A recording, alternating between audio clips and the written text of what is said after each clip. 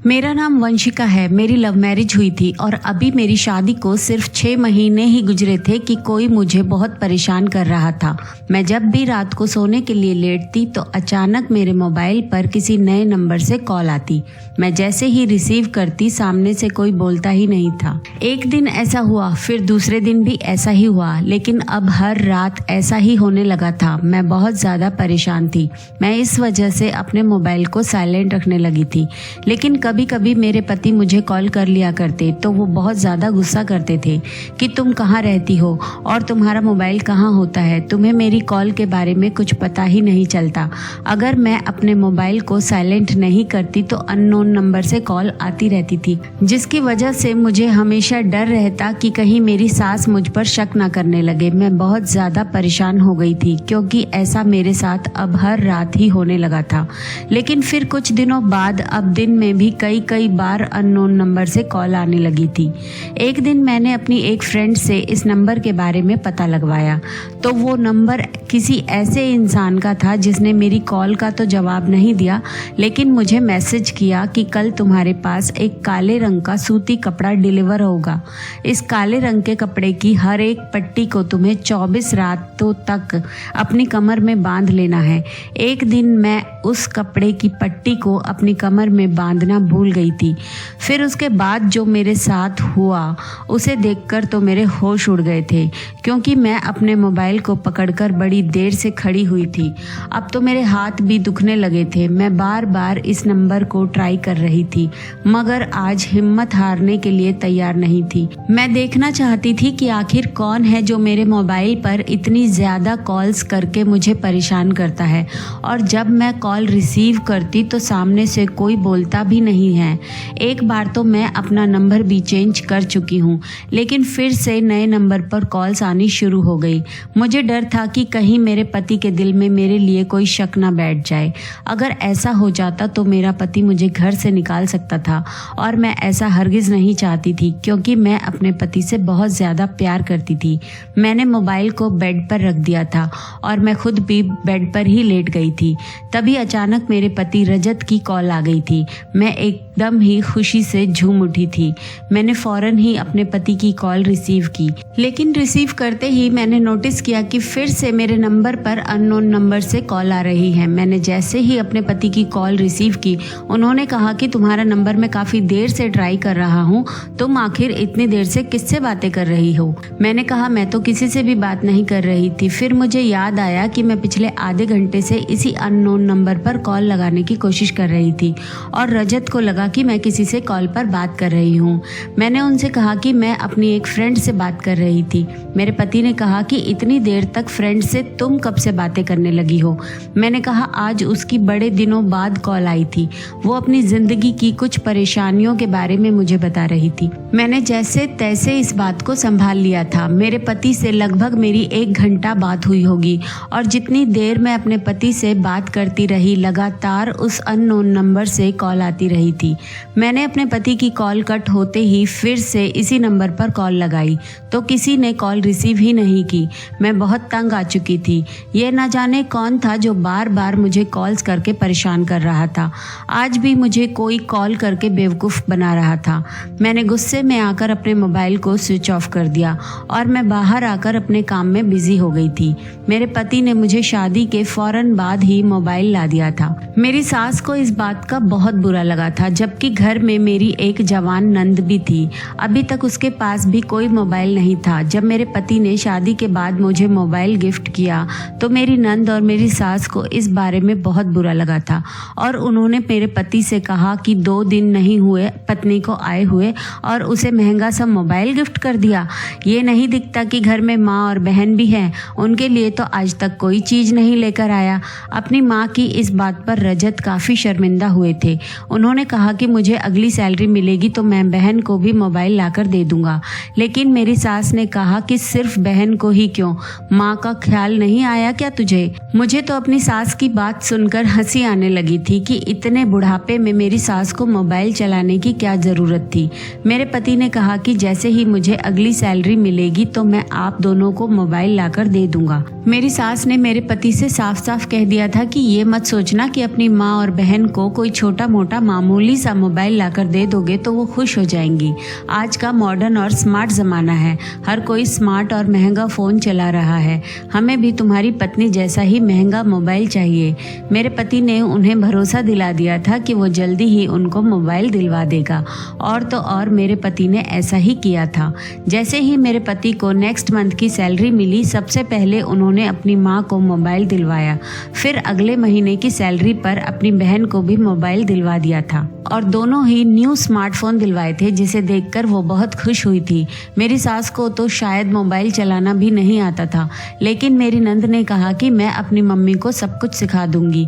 मुझे बड़ी हैरानी हुई थी कि मेरी सास और मेरी ननद मुझसे इतना ज़्यादा बैर क्यों रखती थी। मेरे पति जब भी मेरे लिए कोई गिफ्ट लाते थे तो उन्हें मेरे जैसे ही हर चीज़ चाहिए होती थी। जब से मोबाइल उन दोनों के पास आए थे, उन दोनों ने अपने भी कोई काम करने छोड़ दिए थे। अब तो उन्हें खाना भी अपने बिस्तर पर ही चाहिए होता था। पहले तो वे दोनों डाइनिंग टेबल पर बैठकर खाना खाती थी, लेकिन जब से मोबाइल आए थे दोनों किसी काम को हाथ ही नहीं लगाती थी। इससे पहले भी मैं सारा काम खुद ही कर रही थी, लेकिन मोबाइल आने से उन दोनों के अंदर और ज़्यादा बदलाव आ गया था। मुझे किचन में खाना बनाते हुए 2 घंटे हो गए थे, क्योंकि मैंने किचन की सफाई भी की थी। तभी अचानक किचन में मेरी सास आ गई और बड़े कड़े तेवरों के साथ मुझे घूर रही थी। कहने लगी, मोबाइल क्या तुम्हें कमरे में सजाने के लिए दिया गया है? कब से तुम्हें मेरा बेटा कॉल कर रहा है? अब उसने तंग आकर हमें कॉल की है कि वंशिका कहाँ है। लगभग पिछले 20 मिनट से मैं वंशिका को कॉल कर रहा हूँ, लेकिन तुम महारानी तो यहाँ किचन में काम कर रही हो। बताना चाहती हो ना अपने पति को कि मैं किचन में बहुत ज़्यादा बिजी थी। अपनी सास की बात सुनकर तो मैं घबरा गई थी, क्योंकि अभी तक उन्हें इस बारे में कुछ बताया ही नहीं था कि पिछले कई दिनों से मुझे कोई मोबाइल पर बार बार कॉल करके तंग कर रहा है, क्योंकि मेरी सास तो मुझे पहले ही अच्छा नहीं समझती थी। मैंने अपनी सास से कहा, नहीं मम्मी जी, ऐसी कोई बात नहीं है। मेरी सास कहने लगी, तुमने अपने नंबर को स्विच ऑफ क्यों कर दिया? जाकर उसे खोलो और मेरे बेटे से बात करो। वो तुम्हारे लिए कुछ ज़्यादा ही परेशान रहता है। हालांकि तुम्हें तो अपने पति की कोई फिक्र है ही नहीं। मैं जल्दी से अपनी सास की बात पर सर हिलाकर कमरे में आ गई थी। मैंने अभी 2 घंटे पहले ही तो अपने पति से 1 घंटा बात की थी।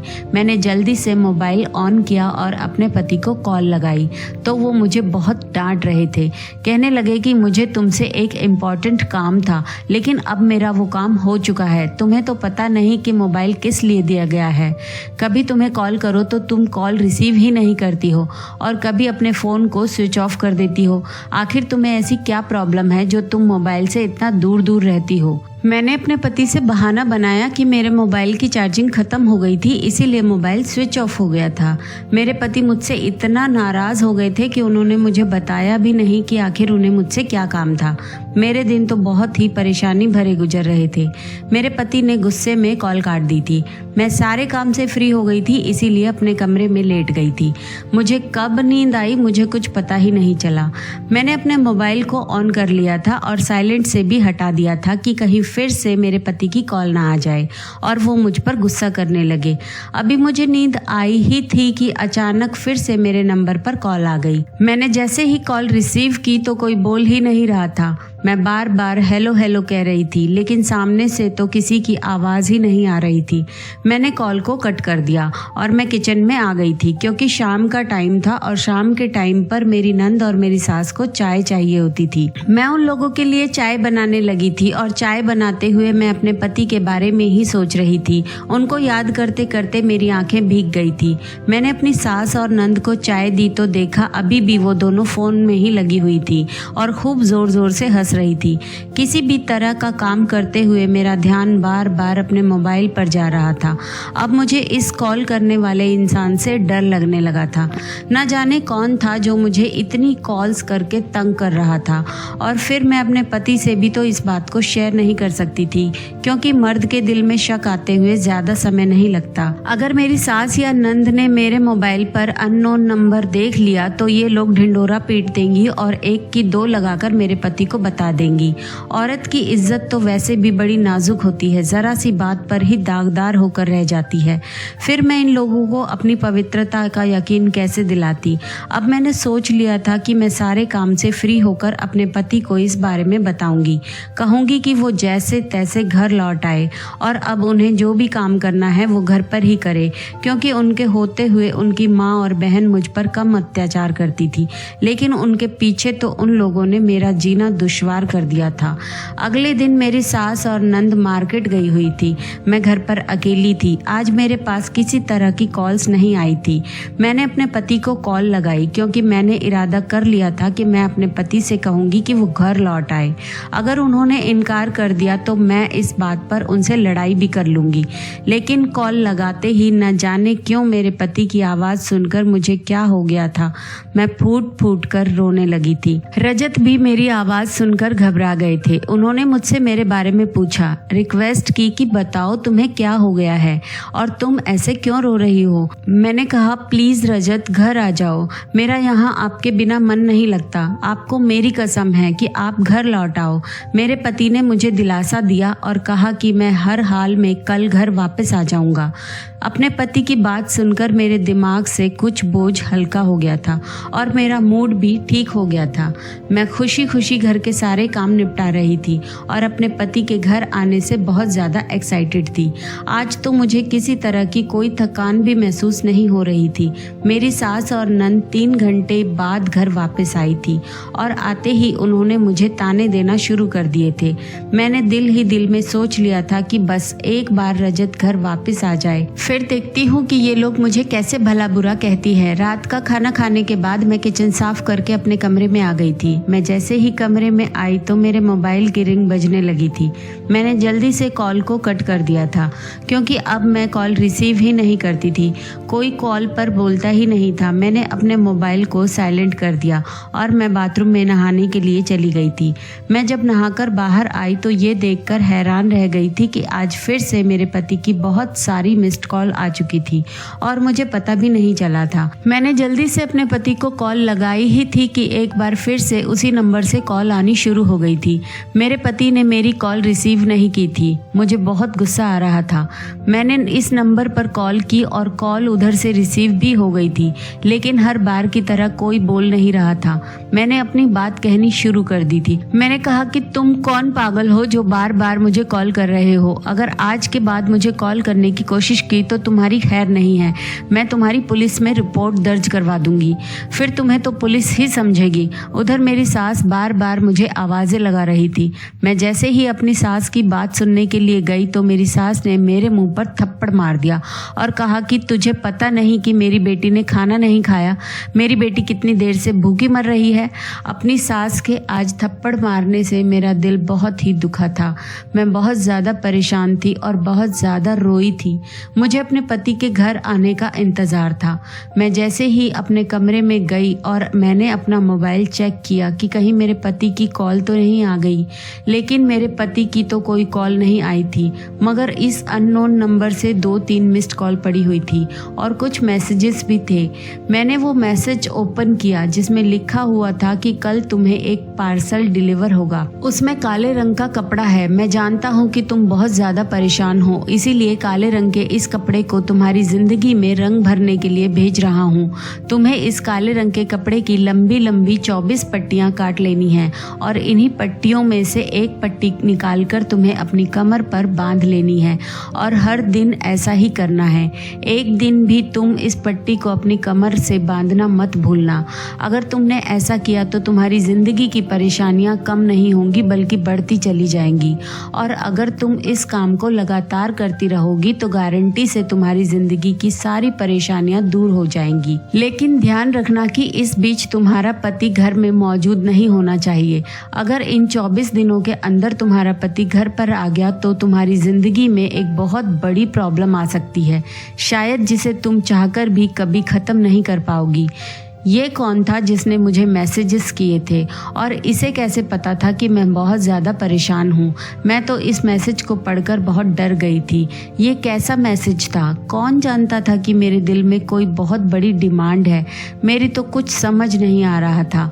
अगले दिन मैसेज के मुताबिक वैसा ही हुआ था। सुबह के पूरे 9 बजे के टाइम एक डिलीवरी बॉय हमारे घर पर आया था और उसने मुझे पार्सल दिया। मैंने पार्सल खोलकर देखा तो उसके अंदर काले रंग का ही कपड़ा था। फिर मैंने फैसला किया कि एक बार ट्राई तो करके देख सकती हूँ। अगर मुझे फ़र्क महसूस हुआ तो मैं 24 दिन तक इस काम को लगातार करती रहूँगी और अगर कुछ भी महसूस नहीं हुआ तो इस कपड़े को फेंक दूँगी। मैंने जल्दी से कैंची निकाली और इस कपड़े को 24 पट्टियाँ काट ली थी और रात के टाइम पर एक पट्टी को अपनी कमर में बांध लिया था। मुझे डर था कि कहीं मेरे साथ कुछ गड़बड़ ना हो जाए।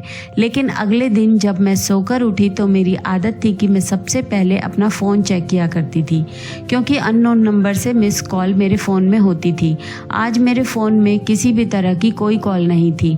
मैंने अपनी कमर को चेक किया तो मेरी कमर पर वो काले रंग की पट्टी बंधी हुई थी। मैं अभी घर के कामों में बिजी ही थी कि अचानक मेरे फ़ोन पर किसी की कॉल आने लगी। मुझे लगा उसी अननोन नंबर से कॉल होगी।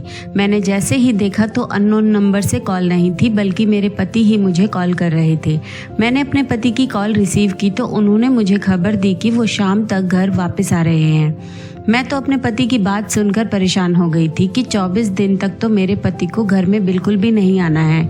सिर्फ 24 दिन की ही तो बात है, उसके बाद तो मेरी ज़िंदगी की सारी परेशानियां ख़त्म हो जाएंगी। मेरे पति ने बात करने के बाद कॉल कट कर दी थी, लेकिन मैं अभी तक इसी बारे में सोच रही थी। तभी 10 मिनट के बाद मेरे पति की फिर से कॉल आ गई और उन्होंने कहा कि आज तो नहीं, लेकिन मैं कल रात तक घर वापस आ जाऊँगा, क्योंकि मुझे तुम्हारी बहुत टेंशन हो रही है। मैं अचानक ही कहने लगी कि नहीं, अभी आप वापस मत आना, आप आराम से अपने काम पर ध्यान दो। मैं तो ऐसे ही रो रही थी, बस मेरा मन थोड़ा उदास था इसीलिए। लेकिन अब मैं बिल्कुल ठीक हूँ, आपको परेशान होने की ज़रूरत नहीं है। आप मेरे बारे में बिल्कुल भी परेशान मत हो। मैं एकदम से बौखलाकर कहने लगी, प्लीज़ रजत, तुम अभी मत आना। तुम जानते हो ना, तुम्हारे कंधों पर इस पूरे घर की जिम्मेदारी है। तुम अपना काम पूरा करने के बाद ही आना। अगर आप इस वक्त अपना इम्पोर्टेंट काम छोड़कर घर आ जाओगे तो आपके बिजनेस में लॉस हो जाएगा। रजत की भी परेशानी भरी आवाज़ हो रही थी। वो कहने लगे कि मुझे अपनी फैमिली की और तुम सब लोगों की बहुत याद आ रही है। मैं अपनी नई नवेली दुल्हन को छोड़कर अपना काम संभालने के लिए यहाँ आ गया था। मुझे क्या पता था कि यहाँ पर मुझे इतना वक्त लग जाएगा। वैसे तुम ठीक कह रही हो, मुझे अपना प्रोजेक्ट पूरा करने के बाद ही वहाँ आना चाहिए। एक तरफ मैंने सुकून भरा सांस लिया था और दूसरी तरफ मेरी आंखों से आंसू निकल रहे थे। न जाने क्यों हमारी किस्मत मेरे और रजत के बीच जुदाई लिख रही थी। मैंने और रजत ने लव मैरिज की थी और हम दोनों एक दूसरे से बहुत प्यार करते थे। हम दोनों की शादी पर मेरी नंद और मेरी सास को बहुत ऐतराज़ था। रजत सिर्फ शादी के बाद मेरे साथ 2 दिन ही रहे थे। उसके बाद मेरे पति की कंपनी से फ़ोन आ गया था और वो काम के सिलसिले में दुबई चले गए थे। मेरे पति तो दुबई जाने के लिए तैयार भी नहीं थे, क्योंकि वो अपनी फैमिली से दूर नहीं रह सकते थे। लेकिन मेरी सास ने कहा कि अब तुम्हारी पत्नी भी आ गई है और तुम्हें नहीं पता कि पत्नियों के कितने खर्चे होते हैं। मेरी सास ने कह दिया था कि तुम हमारे घर के इकलौते ही कमाने वाले हो, तुम्हें दुबई जाना ही पड़ेगा, तभी तो हमारे घर के हालात बदलेंगे। रजत ने इस बात पर ऐतराज़ भी किया था कि मैं कैसे अपनी 2 दिन की दुल्हन को छोड़कर जा सकता हूँ। मेरी सास ने तो ना इधर देखा ना ही उधर, बस अब मेरे पति के सामने बैठकर रोने लगी थी कि अगर तुम ज़्यादा पैसे नहीं कमा सकोगे तो फिर तुम्हारी बहन की शादी कैसे होगी। अब तुमने अपनी शादी तो कर ली है, तुम्हारी पत्नी तुम्हें अपने काबू में करके रखेगी, इधर मैं और मेरी बेटी की ज़िंदगी ख़राब हो जाएगी। मेरी सास की इन्हीं बातों की वजह से मेरे पति दुबई में काम करने के लिए तैयार हो गए थे। मैंने भी रजत को समझाया था कि अपनी मम्मी की बात मान लो, लेकिन जल्दी ही आने की कोशिश करना। मेरे पति की कंपनी वालों ने बताया था कि इस प्रोजेक्ट पर काम करने से तुम्हें काफ़ी प्रॉफिट हो सकता है। इसीलिए मेरी सास उनको दुबई भेजना चाहती थी। रजत को वहां रहते हुए 6 महीने हो गए थे और मेरी शादी को भी 6 महीने ही हो गए थे। वो जब भी वहां से आने की कोशिश करते तो उनके बॉस उन्हें कोई ना कोई काम बता दिया करते थे और यहाँ हमारे घर पैसे भेज दिया करते थे, जिसकी वजह से मेरी सास को भी अपने बेटे की ज़्यादा याद नहीं आती थी, क्योंकि उन्हें बैठे बैठाए पैसे तो मिल रहे थे।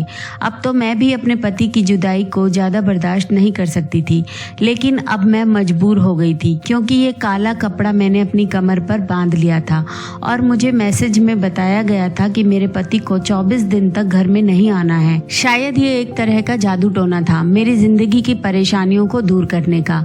अगले दिन हमारे घर पर कुछ मेहमान आए हुए थे।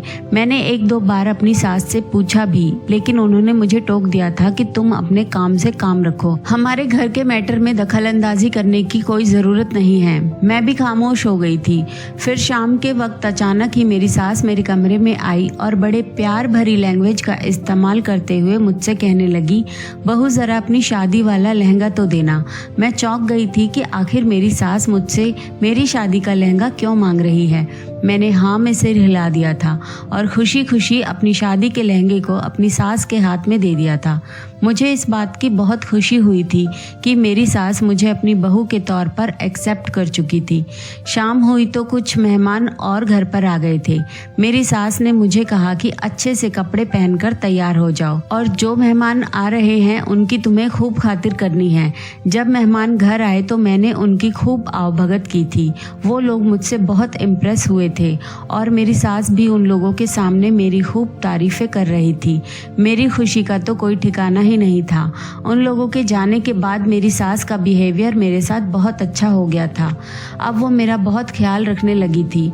मैंने दिल ही दिल में सोचा ये सब उस इंसान की वजह से हो रहा है जो मुझे अननोन नंबर से कॉल करता था और जिसने मुझे काले रंग का कपड़ा भेजा था। शाम हुई तो रजत की कॉल फिर से आ गई थी। अब मुझे अपना मोबाइल भी साइलेंट नहीं करना पड़ता था, क्योंकि अब मेरे पास काफी दिनों से अननोन नंबर से भी कोई कॉल नहीं आ रही थी और ना ही कोई मैसेज आ रहा था। वो घर आने की बात कह रहे थे। वो जब भी घर आने की बात करते तो मैं उन्हें एहसास दिला दिया करती थी कि मैं तो सारी जिंदगी ही आपके साथ रहूंगी। आप अगर मुझसे ध्यान हटाकर अपने काम पर ज्यादा ध्यान देंगे तो इसमें आपका बहुत फायदा होगा। मेरे पति मेरी बात में बस हाँ में हाँ मिला दिया करते थे। रात को सोने से पहले मैं वो काले रंग के कपड़े की पट्टी को अपनी कमर में बांधना बिल्कुल भी नहीं भूलती थी। अगले दिन मुझे एहसास हुआ कि मेरी सास और नंद चुपके चुपके कुछ बातें कर रही हैं, लेकिन जैसे ही मैं उनके करीब जाती तो वो मुझे देखकर खामोश हो जाती थी। मैं ये सोचकर खामोश हो जाती कि माँ और बेटी की आपस की कोई बात होगी, लेकिन मैं ये नहीं जानती थी कि ये दोनों तो मेरे लिए ही गड्ढा खोदकर बैठी हुई हैं। सब कुछ नॉर्मल चल रहा था, लेकिन एक दिन मुझे एक अजीब सा महसूस होने लगा। मैं अपने कमरे में थी और मेरी सास मेरे कमरे में आई और इधर उधर की बातें करने लगी। मुझसे कहने लगी, बहू स्टोर रूम में कुछ राशन का सामान रखा हुआ है, वहां से निकाल कर ले आओ। मैं अपनी सास के कहने के मुताबिक स्टोर रूम से राशन का सामान निकालने के लिए चली गई थी। मैं सामान लेकर वापस स्टोर रूम से निकलने ही लगी थी कि अचानक किसी ने बाहर से दरवाजा बंद कर दिया। अंदर से मैं दरवाजा खोलने की कोशिश कर रही थी, लेकिन दरवाजा तो किसी ने बाहर से बंद कर दिया था। दरवाजा खुल ही नहीं रहा था। ये सब होने से तो मेरे होश उड़ गए थे। मैं बड़ी हैरान हो रही थी कि आखिर ऐसा कौन कर सकता है। फिर मुझे याद आया कि कहीं हमारे घर में वो इंसान तो नहीं आ गया जो मुझे अननोन नंबर से कॉल करता था। कहीं उसकी तो ये हरकत नहीं है। मैं जोर जोर से दरवाजे को पीट रही थी ताकि मेरी सास या ननद को मेरी आवाज चली जाए कि मैं स्टोर रूम के अंदर बंद हो चुकी हूँ और वो मुझे स्टोर रूम से निकाल कर ले जाएं। लेकिन उन लोगों को तो मेरी कोई आवाज ही नहीं आ रही थी। कोई भी मेरी मदद के लिए नहीं आया था। दरवाजा पीट पीट कर मेरे हाथ दुख चुके थे। मैं थक हार कर जमीन पर बैठ गई थी। मुझे स्टोर रूम में बंद हुए अब 3 घंटे हो चुके थे। मैं ये सोच सोच कर परेशान हो रही थी, मेरी सास और ननद ने क्या हंगामा खड़ा कर दिया होगा। ऐसा भी हो सकता है कि अभी तक उन्होंने मेरे गायब होने के बारे में मेरे पति को भी बता दिया होगा। मैं रोने लगी थी। घर वालों को अपनी सच्चाई आई कैसे बता सकूंगी। रात का टाइम होने वाला था कि तभी अचानक मुझे कमरे का दरवाजा खुलने की आवाज आई थी। सामने देखा तो मेरी सास खड़ी हुई थी। मैं रोते हुए अपनी सास के गले से लग गई थी। मेरी सास मुझे देखकर हैरान रह गई और कहने लगी, तुम्हें यहाँ किसने बंद किया था? मैंने उनको बताया कि मैं राशन लेने आई थी, लेकिन किसी ने बाहर से दरवाजा बंद कर दिया और मैं अंदर ही रह गई। मेरी सास ने बताया कि हो सकता है हमारे पड़ोस में रहने वाले बच्चे का ये काम हो, वो बहुत ज्यादा शैतान है, उसने ही दरवाजा बंद कर दिया होगा। मेरी सास ने मुझे गले से लगाकर प्यार किया और कहने लगी कि कोई बात नहीं, कभी कभी ऐसा हो जाता है। मैं अपने कमरे की तरफ आ गई थी, लेकिन मुझे कहीं पर भी मेरी नंद दिखाई नहीं दे रही थी। मैं अपनी सास से कहने लगी, मम्मी नेहा कहीं दिखाई नहीं दे रही। मेरी सास कहने लगी, आज तो उसकी शादी हो गई, तभी तो मेरा ध्यान तुम्हारी तरफ नहीं गया कि तुम घर में कहीं नजर ही नहीं आ रही हो। मैं तो अपनी सास की बात सुनकर शॉक्ड रह गई थी कि कब मेरी नंद का रिश्ता लगा और कब उसकी शादी हो गई। मुझे तो कुछ पता ही नहीं चल सका। मैंने कहा, ये सब कुछ इतनी जल्दी जल्दी और कैसे? और तो और आपको रजत के आने का तो इंतजार कर लेना चाहिए था। मेरी सास कहने लगी, तुम जानती हो कि मेरी बेटी खूबसूरत नहीं थी, उसके रिश्ते नहीं लग पा रहे थे। आज ही उसका रिश्ता आया था तो मैंने आज ही चट मंगनी और पट ब्याह कर दिया। मेरी सास ने कहा कि मैं हमेशा अपनी जवान बेटी की फिक्र में लगी रहती थी कि कब उसकी और न जाने कैसे शादी होगी। रंग सांवला होने की वजह से उसका रिश्ता नहीं लग पा रहा था, लेकिन भगवान की कृपा है कि आज उसकी शादी अच्छे परिवार में हो गई। अपनी सास की बात सुनकर मैं खामोश हो गई थी। फिर मेरी सास ने मुझे सख्ती से मना कर दिया था कि इस बारे में अभी तुम रजत को कुछ मत बताना। उन्हें डर था कि उनका बेटा गुस्सा करेगा, इसीलिए वो उनसे इस बारे में बात नहीं करना चाहती थी। मैंने भी उनसे कह दिया था कि मैं रजत को कुछ नहीं बताऊंगी। वो मेरी शुक्रगुजार थी। फिर मैं अपने कमरे में आ गई थी। मेरे लिए ये बात बिल्कुल भी ठीक नहीं थी कि मेरी सास ने मेरी गैर मौजूदगी में मेरी नंद की शादी कर दी थी, लेकिन ये भी अच्छा हुआ कि सबके बीच मेरी सास ने मुझ पर कोई इल्जाम नहीं लगाया, वरना तो वो छोटी छोटी बात पर मुझ पर ही इल्जाम लगाने की ताक में रहती थी। आज की रात मैं ज्यादा थकी हुई होने की वजह से अपनी कमर पर वो काले रंग की पट्टी बांधना भूल गई थी। मेरे दिमाग से बिल्कुल ही ये बात उतर चुकी थी। सुबह के 6 बज रहे थे जब अचानक घबराकर मेरी आंख खुली, क्योंकि बाहर आंगन से रोने की आवाजें आ रही थी। मैं जल्दी से बाहर की तरफ भागी थी, लेकिन बाहर का नजारा देखकर तो मेरे होश उड़ गए थे। मेरी सास और ननद एक दूसरे से गले लगकर खूब रो रही थी। मैं भागकर अपनी सास के पास गई और कहने लगी कि क्या हुआ है। वो लोग मुझे कुछ बता ही नहीं रही थी। फिर मेरा ध्यान रजत की तरफ गया। मैंने कहा, कहीं रजत को तो कुछ नहीं हो गया है? रजत ठीक तो है ना? तभी मेरी सास चिल्लाकर कहने लगी कि हाँ ठीक है तुम्हारा पति, चलो जाओ यहाँ से। मैं मायूस होकर वहाँ से चली आई थी।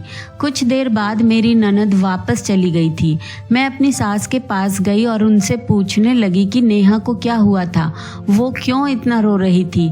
मेरी सास कहने लगी, उसे अपना मायका याद आ रहा था, इसीलिए वो आई थी। मुझे तो दाल में कुछ काला लग रहा था, क्योंकि नेहा बच्ची तो नहीं थी जो इतनी सी बात पर इतनी जोर जोर से रोएगी।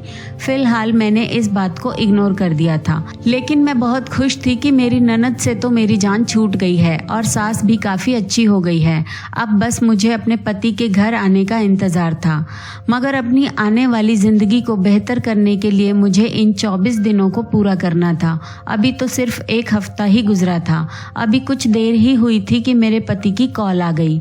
वो आने की बात कर रहे थे, मगर मैंने उनको टाल मटोल कर दिया था। फिर उन्होंने ऐतराज के तौर पर कहा कि आज शाम बस मैं घर पर ही आ जाऊंगा। अब मुझसे ज्यादा दिन अपनी फैमिली से दूर नहीं रहा जाता। मैंने अपने पति से कहा, रजत आपको मेरी कसम है अभी मत आना। मेरी बात सुनकर मेरे पति को गुस्सा आ गया था। वो कहने लगे, लगता है तुम्हारा भी दिल मुझसे भर गया है, तुम भी नहीं चाहती कि मैं घर पर वापस आ जाऊं। इतना कहकर मेरे पति ने फोन बंद कर दिया था, मगर मैंने रो रो कर अपना बुरा हाल कर लिया था। मैं सारा दिन अपनी सास से छुपकर रोती रही थी और बहुत ज्यादा परेशान भी हो गई थी। मेरी कमर में बहुत ज्यादा दर्द हो रहा था। मैंने अपनी सास से कहा कि क्या आपके पास मूव मिल सकता है? मेरी सास ने कहा, हाँ मेरी अलमारी से जाकर निकाल लो। मेरी सास उस टाइम किसी काम में बिजी थी, इसीलिए मैं उनकी अलमारी से मूव निकालने के लिए चली गई थी। मैंने जैसे ही अपनी सास की अलमारी को खोला तो ये देखकर हैरान रह गई थी कि जैसा काले रंग का कपड़ा मेरे पास था, जिसे मैं अपनी कमर पर बांध रही थी, उसी टाइप का कपड़ा मेरी सास की अलमारी में रखा हुआ था।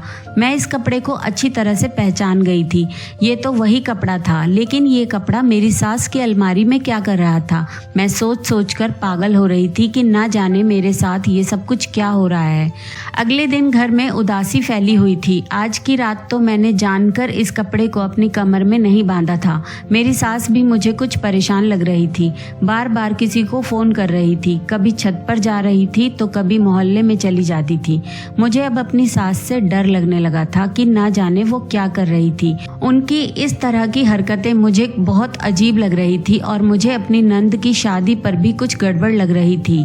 वरना इतनी जल्दबाजी में कौन शादी करता है, वो भी किसी को बिना बताए। मैं अब अपनी सास पर कड़ी निगाह रखने लगी थी। आज मेरी नंद भी आ गई थी और आज भी वो बहुत ज्यादा परेशान लग रही थी और रो रही थी। मेरी सास उसे लेकर कमरे में चली गई थी।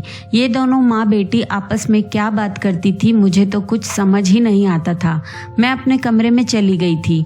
अभी कमरे में लेटे लेटे मेरी आंख लग गई और मैं गहरी नींद में चली गई थी। तब अचानक मुझे जोर जोर से लड़ाई झगड़े की आवाज आने लगी और फिर मेरी आंख खुल गई। मैं जैसे ही घबराकर बाहर गई तो ये देखकर हैरान रह गई थी कि आंगन में मेरी सास और मेरी नंद के साथ मेरा पति भी बैठा हुआ था। मैंने देखा कि मेरे पति के हाथ में एक चाकू था। अपने पति के हाथ में चाकू देखकर मैं घबरा गई थी। मैंने अपने पति से कहा कि आपके हाथ में ये चाकू क्या कर रहा है, जबकि मेरी सास और मेरी नंद नजरें झुकाकर बैठी हुई थी। मैंने अपने पति से कहा, आप घर कब आए और ये सब कुछ क्या हो रहा है? आप क्यों इतना चिल्ला रहे थे? मेरे पति ने मुझे बताया कि मम्मी तुम्हें मारने की कोशिश कर रही थी। वो तुम्हारी जान लेने के लिए इस चाकू से तुम पर वार करने के लिए आ रही थी। वो तो भगवान की कृपा थी कि मैं सही समय पर वहां पर पहुंच गया और मैंने फौरन मम्मी का हाथ पकड़ लिया। तुम बहुत ज्यादा गहरी नींद में सो रही थी, इसलिए तुम्हें कुछ पता ही नहीं चल सका। अपने पति की बात सुनकर तो मेरे पैरों तले से जमीन निकल गई थी और इधर मेरी सास और नंद के चेहरे की हवाइयां उड़ रही थी। मेरे पति ने कहा कि ये तो अच्छा है कि मैं सही मौके पर आ गया और मम्मी की हकीकत मेरे सामने खुल गई। मेरे पति क्या कह रहे थे, मेरी तो कुछ समझ नहीं आ रहा था। मेरी सास की आखिर ऐसी कौन सी हकीकत थी जिसके बारे में मेरे पति को पता चल गया था? मेरी सास मुझे मारने की कोशिश कर रही थी और मेरे पति ने मौके पर आकर मुझे बचा लिया। ये बात तो एक अलग थी, लेकिन मेरी सास ऐसा क्यों कर रही थी, ये बात तो मैं भी जानने के लिए बेकरार हो रही थी। मेरे पति ने मेरी तरफ देखा और कहने लगे कि जल्दी से अपना सामान पैक कर लो, हम वापस दुबई जा रहे हैं। अपने पति की बात सुनकर मैं दंग रह गई थी। अभी तो वो यहाँ पर आए थे, उन्होंने कहा कि मैं तुम्हें यहाँ से अपने साथ ले जाऊंगा और फिर हम दोनों पति पत्नी वहीं पर ही रहेंगे। मेरे पति के मुंह से ये बात निकलते ही मेरी सास और नंद मेरे पति के पैरों में बैठ गई थी और उन्होंने अपने हाथ जोड़ लिए थे। मेरी सास ने रजत से माफी मांगी और कहने लगी कि मुझे माफ कर दो, ये सब मेरा ही किया हुआ है, तुम यहाँ से कहीं मत जाओ, तुम्हारे अलावा मेरा और कोई सहारा नहीं है। मुझे तो पहले दिन से ही तुम्हारी पत्नी पसंद नहीं थी, क्योंकि मैं तुम्हारी शादी अपनी बेटी की सहेली के साथ करवाना चाहती थी और तुमने मेरी मर्जी के खिलाफ जाकर इस लड़की के साथ शादी कर ली। इसके घर में आ जाने की वजह से मेरी बेटी का रिश्ता नहीं लग पा रहा था और तो और मुझे लगता था जैसे ये तुम्हें मुझसे छीनने की कोशिश कर रही है। जब तुमने मुझे मोबाइल दिलवाया था तो मैंने प्लान बनाया था कि मुझे इसको घर से किस तरह से निकालना है। मैं नए नए नंबर बदलकर इसको कॉल करके परेशान करती थी। तुम तो दुबई चले गए थे। मैं हर रोज तुम्हारे ऑफिस फोन करके कहती थी कि मेरे बेटे को अभी छुट्टी ना मिले, हम लोग बहुत परेशान हैं। इसी वजह से ऑफिस वाले रजत को घर नहीं भेज रहे थे।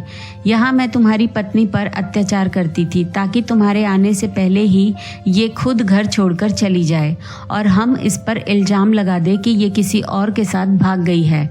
मैं हर दिन इसे कॉल करके तंग करती थी।